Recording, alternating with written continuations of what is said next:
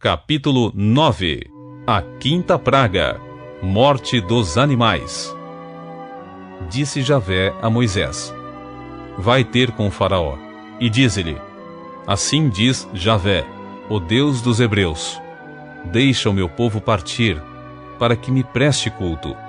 Se te recusares a deixá-lo partir, e o retiveres por mais tempo, eis que a mão de Javé ferirá os teus rebanhos, que estão nos campos, os jumentos, os camelos, os bois e as ovelhas, com uma peste muito grave.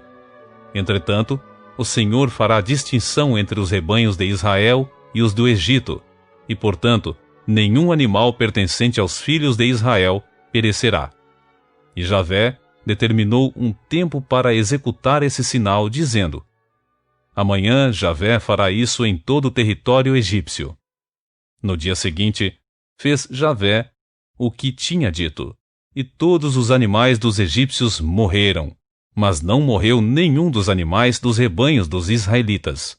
E o Faraó mandou averiguar, e eis que do rebanho dos filhos de Israel não morrera nenhum animal sequer. Então o coração do Faraó obstinou-se ainda mais, e não deixou o povo partir.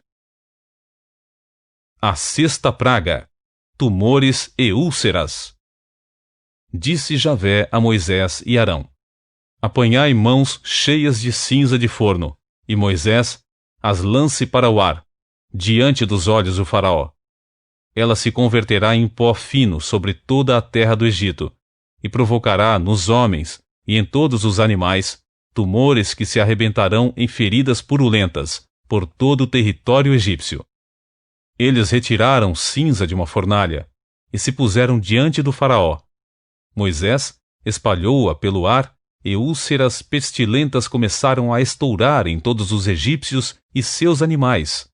Agora, nem os magos conseguiam manter-se de pé diante de Moisés, pois estavam cobertos de tumores e úlceras, assim como toda a população do Egito.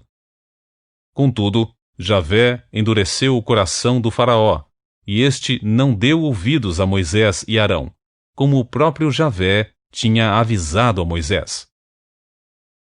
A sétima praga, chuva de pedras. Então disse Javé a Moisés: Levanta-te ao romper do dia, e apresenta-te ao Faraó, e lhe dirás: Assim diz Javé, o Deus dos Hebreus: Deixa o meu povo partir, para que me sirva no deserto. Porquanto, dessa vez, mandarei todas as minhas pragas contra ti, contra teus conselheiros e contra teu povo, para que saibais que não há ninguém semelhante a mim em todo o mundo. Em verdade, se eu já tivesse estendido a mão para ferir a ti e a teu povo com peste, terias desaparecido de sobre a face da terra. No entanto, foi precisamente por isso que te conservei em pé, para fazer-te ver o meu poder, e para que o meu nome seja proclamado no mundo inteiro. Ainda retens o meu povo, e não queres deixá-lo partir? Eis que amanhã, a esta mesma hora, farei cair pesada chuva de pedras como nunca se viu no Egito, desde o dia em que foi fundado até hoje. Agora, pois, manda recolher os teus animais e tudo o que tens no campo, porque os homens e os animais que se acharem no campo e não se recolherem às suas habitações, ao cair sobre eles a chuva de pedras que mandarei, certamente morrerão. Aqueles dentre os conselheiros do Faraó que temeram essa palavra de Javé, apressaram-se em fazer entrar para as casas seus servos e seus rebanhos.